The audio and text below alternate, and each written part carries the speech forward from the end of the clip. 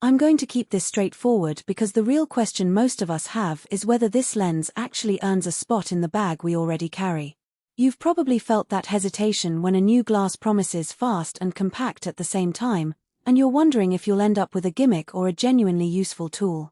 The link is in the description if you want to check the product details on Amazon, and I'll walk through the day-to-day reality of the Tamron 70180mm f2.8D VXD on Sony mount bodies so you can decide if it solves the problems you're facing, or if you'd be better off looking elsewhere. First off, the biggest draw here is the combination of a constant f2.8 aperture with a zoom range that sits comfortably between classic portrait lengths and short telephoto. For someone who already shoots with a 2470mm and finds themselves constantly swapping to a separate 85mm or 135mm for tighter shots, this lens promises to replace a couple of pieces. That's a real money saver, but the trade-off is that the reach stops at 180mm, which on a full-frame Sony A7 series is still short of the classic 200mm magic distance. If you need that extra inch for sports or wildlife, you'll have to look beyond this glass. What matters most in everyday use is how quickly the lens can lock onto a subject and stay there while you're moving around. Tamron's VXD linear motor does a solid job. Autofocus feels snappy without the hunting you sometimes get with older Sony lenses. In my tests shooting a wedding reception, the focus snapped from a dancing couple to a candid dessert in under half a second, even when I was using the camera's IAF mode on an A7 IV. The motor is quiet enough that you don't hear it in video recordings, which is a bonus for anyone who dabbles in run-and-gun filmmaking. That said, the focus isn't quite as relentless as a dedicated sports tele like the Sony 70200mm f2.8 GM. If you're tracking fast-moving athletes across a field, you may notice a slight lag at the extremes of the zoom. The optical design lives up to the uncompromised image quality claim, at least in the scenarios I put it through. At 70mm the corners are still tight and the bokeh is buttery, which makes it a pleasant portrait lens on a Sony A7C that I often pair with a 35mm prime. When I pushed to 180mm, the edge softness became a little more noticeable, especially when shooting at the widest aperture. Stopping down to f4 cleans it up nicely, and the lens still delivers enough light for low-light interiors because you can stay at f2.8 and raise ISO without sacrificing detail.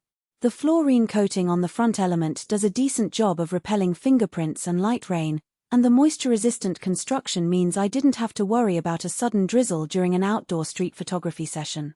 The zoom lock switch also saved me a few moments of hunting for a steady composition after a sudden gust of wind knocked the barrel out of place. Now, let's talk about the size and weight because that's the part that really differentiates this lens from the older 70,200mm options. At just under 900 grams, it's lighter than most full-frame fast zooms, and the barrel feels compact enough to sit comfortably on the front of a Sony A7 III without making the balance feel front-heavy.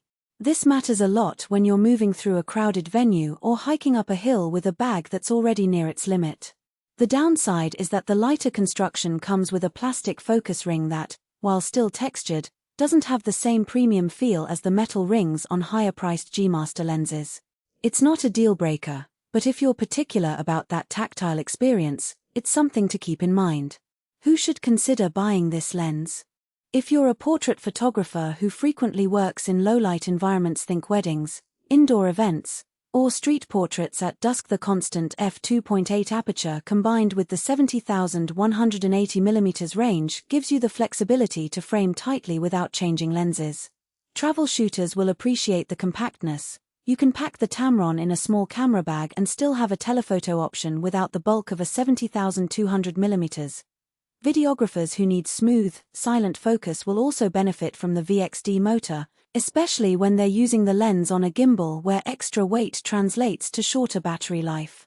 On the flip side, if your primary use case is wildlife or sports where you regularly need 300mm or longer, this lens will leave you short.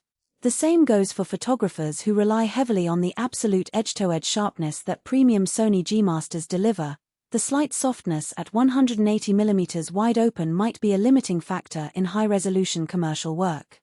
Finally, if you're hunting for a lens that feels solidly built with metal rings and a premium weight, the Tamron's lighter chassis and plastic focus ring may feel a bit underwrought.